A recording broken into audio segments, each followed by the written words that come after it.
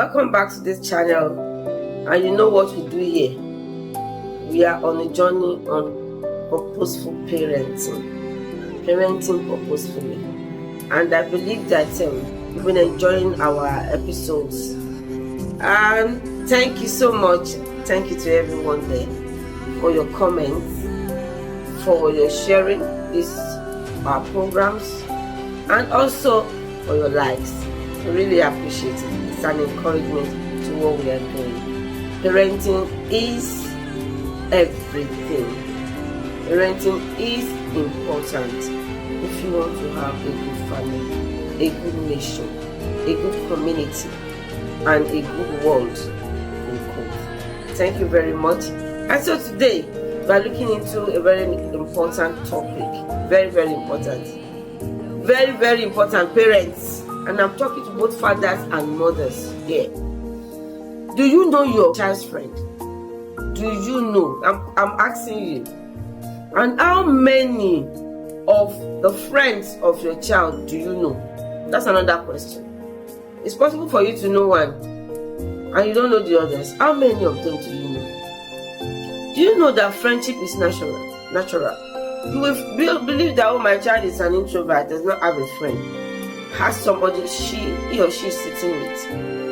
Has somebody he or she is going home with. Has somebody that talks to her or him in the school. It's natural. Even if your child is introverted and does not want to keep a friend, friends will come. Even adults. Have you experienced when you don't want to make a friend and then the friend with us, you see them wanting to make you their friend? It's natural.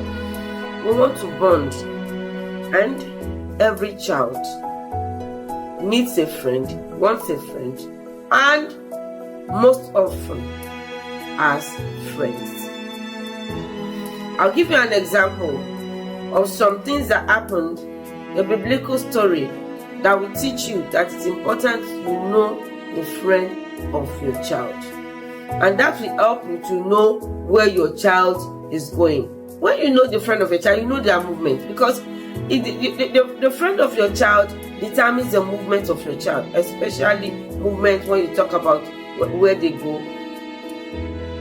when they go out, etc. So just let me quickly give you that story.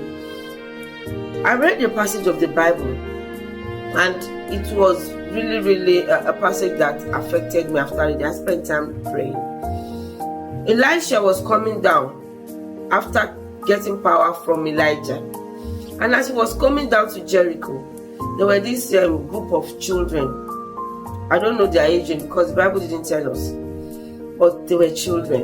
And immediately they saw Elisha.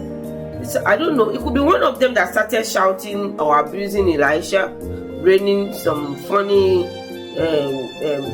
abuses and laughing, but there were many. So at the end of the day, every one of them were actually doing it, saying, "Bowed head, thou bowed head."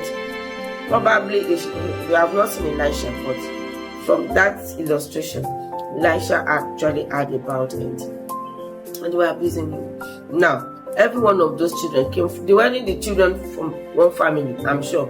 They came from different homes. We don't know whether they're about 5, whether they're about 10. The Bible didn't tell us their number, but they were children talking to each other, and then saw an old man and started raining abuses. And then Elisha did something. He was charged with power, and he was upset with them, and he asked a lion to come out of the wilderness and eat them up. And that was what happened. You will ask me, where does the issue of friendship come from? I said initially that the friends your children are keeping will determine where they are going and where they put their eyes. If your children have friends that go for parties, very soon they like to go for parties. And depending on the kind of party they even go to. If it is parties where they do funny things and eventually your children will be introduced, or your child will be introduced to what you don't want, that will be what will happen. So it is very important to know the friends your children are keeping. We have a lot on it. I'm going to have another video. You can watch me in the next video where I'm going to talk about 5 steps you can use to know your child's friend.